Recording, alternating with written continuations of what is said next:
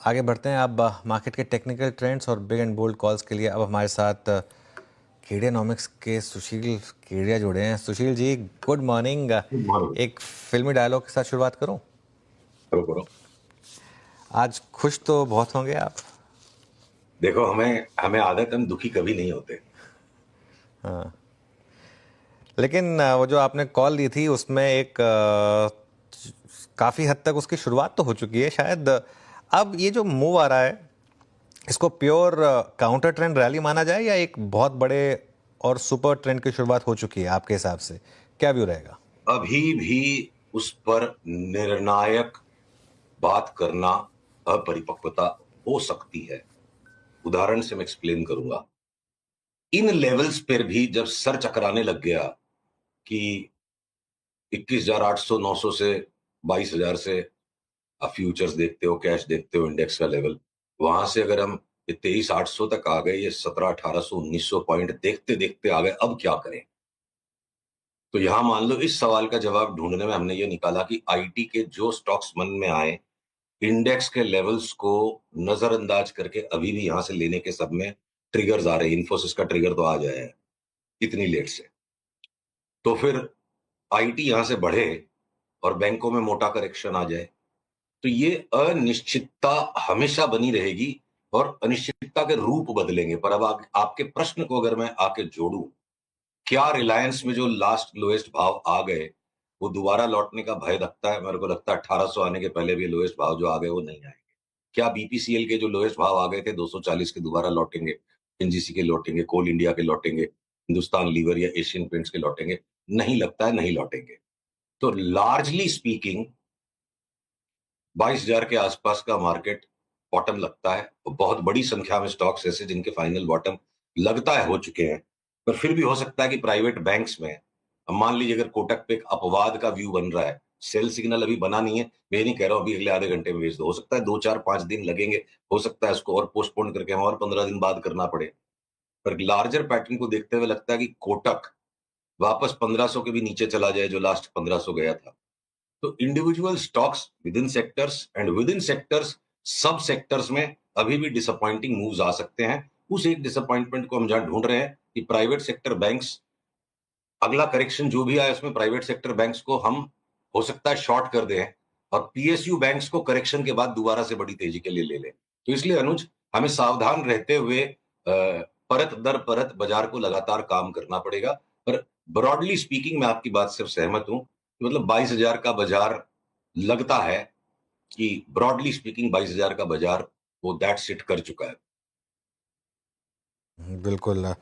और इसको यहाँ से क्या लीड करेगा? क्या रिलायंस लीड करेगा, आईटी लीड करेगा, लार्ज बैंक्स? अब तक तो सभी चले हैं पिछले 3 4 दिन में तो। अभी भी कुछ स्टॉक्स ऐसे हैं जिनको चलना बाकी है, जैसे आईटी। अब जो आईटी पे मान लीजिए भर्त्सना हुई हमारी 2000 पे, इन्फोसिस में बोल दिया 1200 तक भी जा सकता है। ये तो बोला नहीं था 1200 जाएगा और मार्च के महीने में आएगा, मार्च के महीने में 1500 तक आ गया। तब हो सकता है कि इन्फोसिस यहां से वापस नया हाई दिखाए, वो 1200 वाले भाव 2026 की मंदी में आएंगे।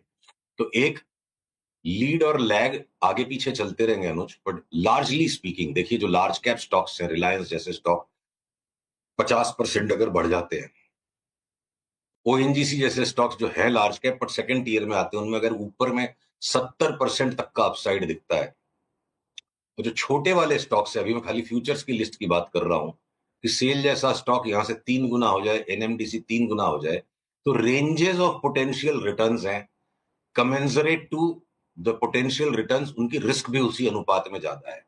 अब अगर आप, जैसे भी थोड़ी देर पहले हेल्थ केयर में आपकी बात हो रही थी, तो अगर मैं बोलूं कि अपोलो हॉस्पिटल्स में खाली एक रिबाउंड आएगा और वो पुराने हाई को टेस्ट करेगा, उससे ज्यादा शायद नहीं जाए। पर आपके ये जो डायग्नोस्टिक्स की कंपनियां हैं सारी की सारी, ये सब 70-80% अगर बढ़ जाए, तो अलग अलग साइज के स्टॉक्स सेम सेक्टर में भी अलग अलग टाइप के रिस्क रिवॉर्ड का सेटअप देंगे। तो लीड लैग के बारे में अभी निश्चित तौर पे कहना, और शायद ये लीड लैग टर्म जो है ना कंफ्यूज कर जाएगा, इसलिए मैं उसको अवॉइड करना चाहता हूँ। सुशील जी, ये मेटल्स जो शायद 22,000 से लेकर इस 23,800 तक के सफ़र में सबसे बड़ा कंट्रीब्यूशन दे के भी गए थे, या फिर पहले इंस्टेंस में वही चलना शुरू जो हुए थे, इस पर आप क्यों क्या रखते हैं आप मेटल्स पे? मेटल्स में एक बार जो होना था हो गया, अब यहां से धोखा देंगे ये। ठीक है, 30,000 पे लगा था कि ये 30,000 वाली चाल इनमें शुरू हो गई, पर अब जो चाल जिस तरीके की बनकर आई है, मुनाफा खा के मेटल्स में एक बार ब्रॉडली स्पीकिंग साइड हट जाना चाहिए, और काफी रिटर्न दे चुके हैं ये।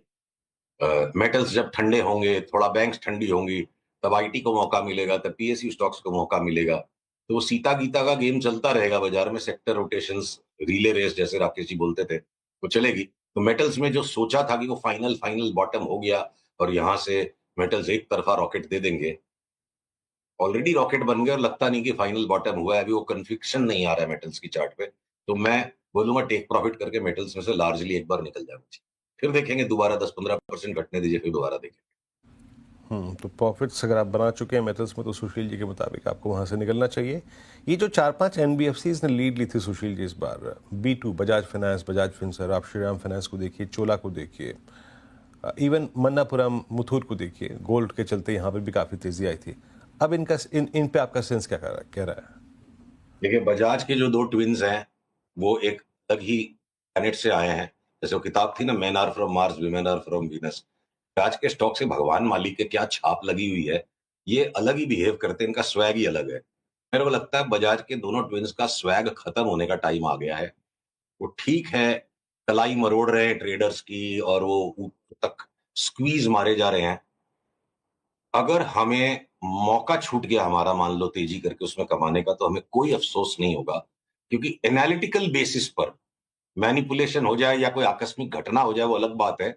प्योर एनालिटिकल बेसिस पर बजाज ट्विन्स में ऊपर रिटर्न्स की जगह बहुत ही नॉमिनल बची है, और एक्सपेक्टेड एनालिटिक्स जो प्रेडिक्ट कर पा रही है उसके हिसाब से अगर डाउन ट्रेंड इनमें आ गया तो नीचे कितना फॉल है उसका अभी मैं वर्णन करूं इस तेजी के बाजार में तो बेवकूफ कहलाऊंगा। अब बचती है आपकी श्रीराम फाइनेंस। तो एक बार के लिए हम टेक प्रॉफिट के कॉल पे हैं। श्रीराम फाइनेंस में 510 पे बाई था, 674 पे अब आप नया नहीं ले सकते, जो है उसको बनाए रखिए, और 670, 660 का ट्रेलिंग स्टॉप लॉस रखिए। और मुथूट मन्नापुरम में भी लगता है कि जो होना था एक बार के लिए इनका काम हो चुका है और सेल सिग्नल आने की देरी है। रादर ये कहिए मुथूट मन्नापुरम और श्रीराम में फर्दर बाइंग सस्पेंडेड है। 2 दिन वाली ट्रेडिंग हम करते भी नहीं है, उसके बारे में रिकमेंडेशन भी नहीं करेंगे। आपसे वीक में एक बार मिलते हैं तो मैं 15 दिन का पर्सपेक्टिव कम से कम लेके चलूंगा आपके यहाँ। जिस फ्रीक्वेंसी पे बात करते हैं उससे डबल टाइम फ्रेम। 2 दिन का मुझे नहीं पता और मैं अनुमान नहीं लगाना चाहता, पर मुथूट मन्नापुरम, श्रीराम, इन सब के करीब करीब ऊपरी स्तर आ गए। अब यहाँ टाइम पास करते हैं, इमीडिएट रिवर्सल देंगे, वो अगले मंगलवार तक चल जाएगा।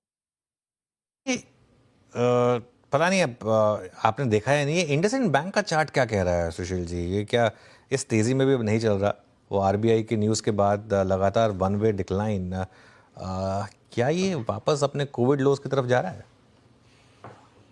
ये इस प्रश्न का उत्तर निकालना बड़ा कठिन है कि ये कोविड लॉस तक जाएगा या नहीं जाएगा।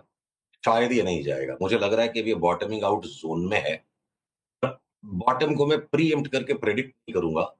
मैं स्टॉक पे कुछ नहीं करूंगा जब तक ये 705 के नीचे नीचे 706 के नीचे, मैं फ्यूचर्स की बात कर रहा हूँ।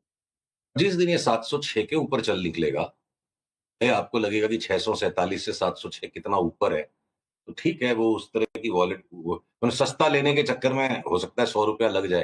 तो इसको एक बार 706 के ऊपर जाने के बाद हमारा रुझान हो जाएगा कि ये तेजी की तरफ चल चुका है। हो सकता है वो होने के पहले और भी 30-40 रुपया घट जाए। इसको तब तक ये पक्का बॉटम का फॉर्मेशन कंप्लीट नहीं करता, मैं यहाँ होशियारी नहीं मारना चाहता अनुज। और 706 आज की तारीख में लगता है क्रॉस होने के बाद इसका अप ट्रेंड कंफर्म होगा। हो सकता है कि उसके और 2 सप्ताह गुजरने के बाद वो 706 की जगह वो लेवल 665 का हो जाएगा। फिलहाल मैं इंडस्ट्री में कुछ नहीं करूंगा, 706 के ऊपर निकलेगा तो तेजी करूंगा। इस भाव से और मंदी करना समझदारी नहीं लगती। आपकी तरफ से इस समय चार्ट पर कौन से स्टॉक्स हैं जो ब्रेकआउट के एकदम तैयार हैं, जिनको आप इस भाव पे भी लेना चाहेंगे? आईटी के स्टॉक्स मैं फर्स्ट कह चुका, और उसके सिवा थोड़े थोड़े पुल बैक में दुनिया भर के स्टॉक्स है जो अब आप ले सकते हो। कैश के अंदर में इतनी बड़ी लिस्ट है कि आपको मुझे 1 घंटे का टाइम देना पड़ेगा। तो ब्रॉडली अनलिवरेज्ड इन्वेस्टमेंट बाइंग, किसी भी इंडेक्स के लेवल पर जिस जिस स्टॉक में कोई आपको लगता है करंट आने लग गया, अनलिवरेज्ड इन्वेस्टमेंट बाइंग यहाँ करते हो तो रॉन्ग नहीं होगे। और इस स्टेज पे बाजार के लिवरेज ट्रेडिंग करने वाला आदमी तेजी का व्यू रख करके भी उल्टे सीधे काम करके नुकसान कर सकता है। तो अनलिवरेज ये अभी अभी भी इन्वेस्टमेंट करने का समय है। आई थिंक स्पेकुलेशन के लिए मेंटली बाजार बढ़िया सिचुएशन में होगा।